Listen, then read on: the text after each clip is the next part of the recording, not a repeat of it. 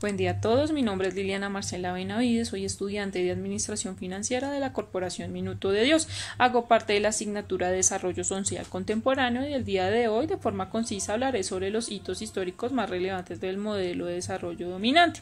Cabe destacar que cuando se habla de hitos históricos se hace referencia a los momentos de historia más importantes donde se hacía diferencias entre personas dominantes y personas dominadas. En primer lugar, se podría hablar sobre una revolución burguesa, una revolución liberal, como el cambio violento radical de las instituciones políticas de una sociedad llevado a cabo por la burguesía. Estas se han ido sucediendo a lo largo de la historia desde la Edad Media, aunque el término revolución burguesa se centra en una serie de ciclos revolucionarios que tuvieron lugar a finales del siglo XVIII y principios del siglo XIX. Es importante destacar que la burguesía nace de la Edad Media, era una clase social que habitaba en las ciudades y que gozaba de privilegios laborales reconocidos. Para describir la sociedad, en lo más alto se encontraba la nobleza, cuyo representante era el rey, después el clero, mientras que el resto de la sociedad o clases más desfavorecidas formaban la parte más baja de la pirámide. Esta última clase se le llamó tercer estado. En el tercer estado nacería la burguesía, una nueva clase social que comienza a distinguirse del resto de los trabajadores por sus mejoras económicas y laborales. No obstante, no fue para llegar a hablar de revolución, ya que a finales del siglo XVIII la burguesía no consiguió cambiar el antiguo régimen feudal. Tras antes mencionado, la aparición de unos nuevos movimientos culturales e integrales que surgió en Europa promovida por Voltaire y Rousseau, quienes se opusieron fundamentalmente al absolutismo imperativo basado en las tres ideas fundamentales, que eran la razón, la igualdad y el progreso. Podemos considerarlas como precursores de los cambios que vendrían. La llegada de las industrias proporcionó un cambio de la estructura social económica y por supuesto de la tecnología. La invención de la máquina a vapor cambió el sistema feudal económico, sistema rural basado en la agricultura y el comercio. A una economía urbana mecanizada nace la industria. La sociedad abandona el campo y comienza a vivir en las ciudades. Surge el liberalismo y el capitalismo como sistemas bases de la economía, y dentro de estos sistemas la burguesía aparece como estamento social mucho más importante que el clero o la aristocracia. Nace una nueva clase social que es el proletariado. Si los dueños de la industria eran los burgueses, los trabajadores eran los proletarios. Estos últimos con unas situaciones económicas precarias y carecen de derechos, dando lugar que en algunos casos se enfrentaron que los burgueses y otras con otras alianzas, con estos en contra de un enemigo común, el absolutismo. En el Congreso de Viena a principios del siglo XIX, las monarquías absolutistas se reunieron para defender sus intereses tras la derrota de Napoleón e intentaron restablecer los privilegios. Nacen dos corrientes ideológicas más, el liberalismo y el nacionalismo. Coincidían en sus rechazos al absolutismo. El liberalismo abordaba por las libertades de cada individuo, todos debían ser iguales ante la ley y todos gozaban de los mismos derechos. Esto chocaba con los intereses de la nobleza y de los reyes, quienes se creían por encima de la ley. El liberalismo económico se basaba en el capitalismo. El nacionalismo defendía la idea de nación basada en la historia, ya que el Congreso de Viena se había acordado agrupar distintas naciones bajo un solo mandato y se caería de la figura de los emperadores.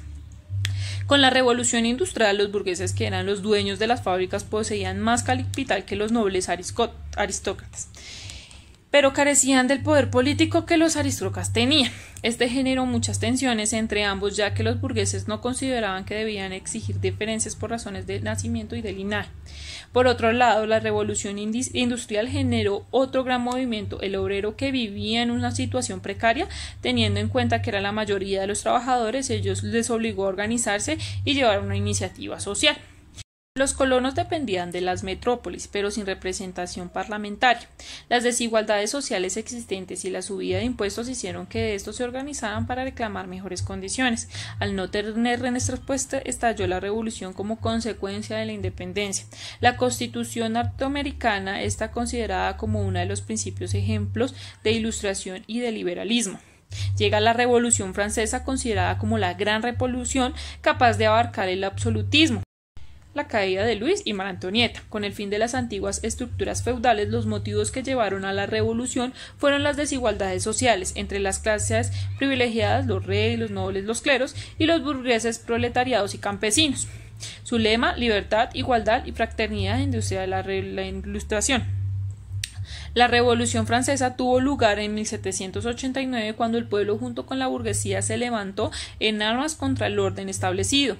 Este levantamiento acabó con el sistema que influyó el resto del mundo.